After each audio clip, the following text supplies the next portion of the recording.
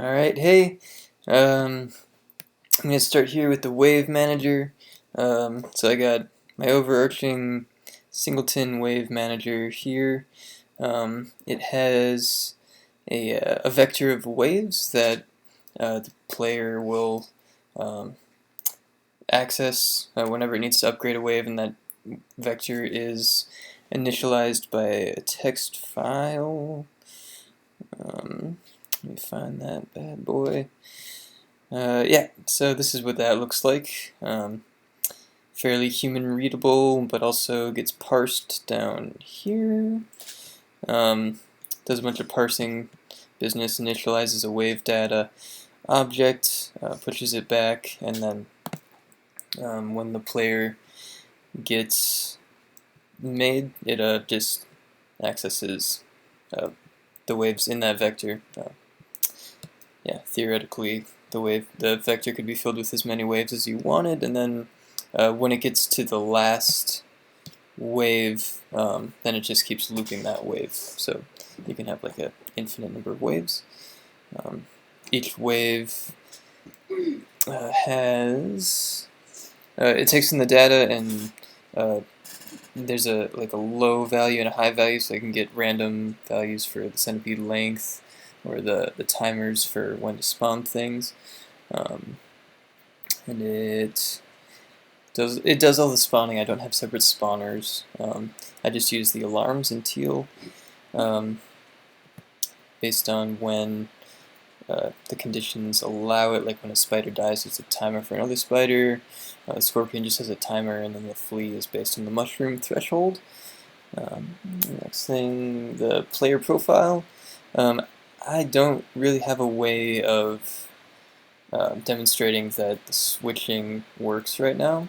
It's just that the current profile is accessed by a lot of things, and it seems to be working. So theoretically, switching the current profile should work, but I'm kind of behind on that. I gotta get that on the next sprint. But yeah, so I just got this profile manager, which is also a singleton. And I think I talked about it last week, so I guess I don't really have to go into it. But yeah, each profile has its own field, its own score, its own wave, and then the HUD.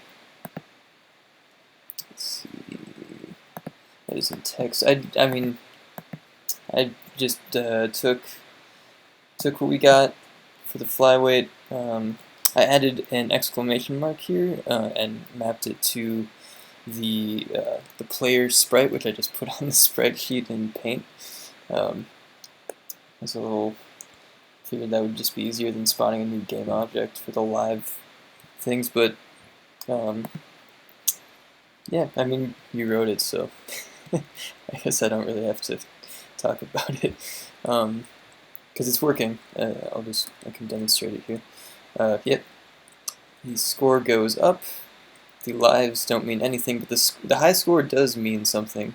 I don't know if it's worth playing it long enough to see that I can beat the high score and it will update, but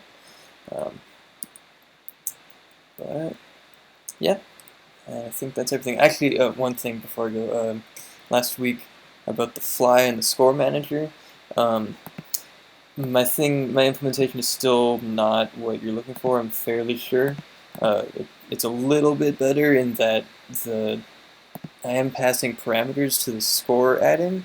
It's coming from this enum here, so it's, if I change the centipede head score value, it would change it globally. But that's another thing on my to-do list for next week, is to put all of these into the score manager so that you don't have to pass a parameter to the adding of the score. So that's it. Thank you.